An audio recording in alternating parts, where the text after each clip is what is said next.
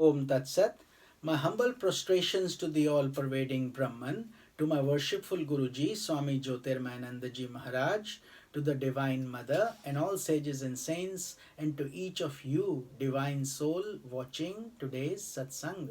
We are currently studying the Holy Scripture, Mysticism of Devi Mahatmya, Worship of God as Mother. Commentary is by my Guruji, Swami Jyotirmayanandaji Maharaj, narrated by myself, Swami Nikhilananda.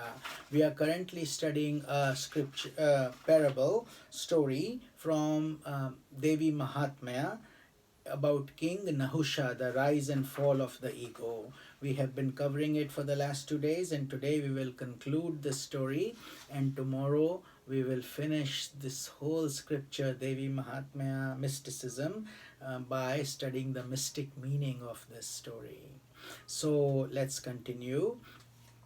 We had ended with Shachi had asked King Nahusha to come into a palanquin that was carried by sages. Soon after this, Nahusha chose a group of sages and asked them to bear the palanquin. They told him they would be happy to do it and smiled knowingly among themselves, for they knew what was waiting for Nahusha. Among them was the great Agatsya Rishi, the most exalted of sages. There were others of great standing also. At the appointed time, the sages picked up the heavenly palanquin and hoisted it upon their shoulders for the journey to Shachi. Nahusha sat very proud as he eagerly awaited the moment when he would claim Shachi as his wife. From the outset, however, Nahusha was annoyed with the sages because they weren't able to synchronize their movements and they moved much more slowly than he had expected. He suddenly thought to himself, Lord Vishnu's vehicle moves a lot faster than mine. Come to think of it, everyone's vehicle moves faster. I made a big mistake agreeing to handle this. In his impatience, he scolded the sages, shouting, Serpa, Serpa, that means quick, quick in Sanskrit. He says, move faster. His choice of words was most significant in this context because the Sanskrit word Serpa has a double meaning. It can mean quick as well as snake, both. Nahusha's shouts to move faster caused the sages to quicken their pace to the extent that they could. But their outpouring of effort and energy still didn't suit Nahusha. Screaming Serpa Serpa at the top of his lungs, the king lost his temper and kicked Agatsya in the back as hard as he could. Agatsya immediately cursed him. May you become a Serpa, a snake. So he turned into a snake that instant and fell from heaven down to the mortal world. There he remained for many centuries as a snake until he met King Yudhishthira at the time of the Mahabharata war.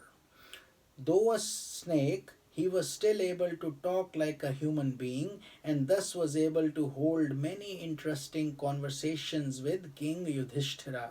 Because of the contact he had with the great king, who was the embodiment of righteousness. Yudhishthira was also known as Dharmaraj, or the king of righteousness. His spirit was liberated, but in spite of this, he still had to go through a long process of suffering and degradation before this happened. So, this is the mystical, this is the interesting story we have just concluded, and tomorrow we will study the mystical meaning in our lives, how to interpret this story from the Devi Mahatmya. And tomorrow would be the last covering of this beautiful scripture, Mysticism of Devi Mahatmya, and we have covered it over a long time with love, dedication. I hope you enjoyed it, and if you did, this is you can order this book. I think I have shown it before, Mysticism of Devi Mahatmya, Worship of God as Mother. Commentary is by my Guruji Swami Jyotirmayananji. You can order it from the website yrf.org if you don't have it already, or if you would like to keep it. Otherwise, you are connected to me through my daily satsangs and these daily videos. That's fine as well. But if you are liking this, please share this divine knowledge with others and subscribe to this channel if you have not already done so, or share it with others so they may be aware of this wonderful wealth that our Sanatana Dharma and these scriptures have, that are fully capable of enlightening every one of us, provided we are sincere and willing to put in the required effort. This is Swami Nikhilananda. Om Tat Sat.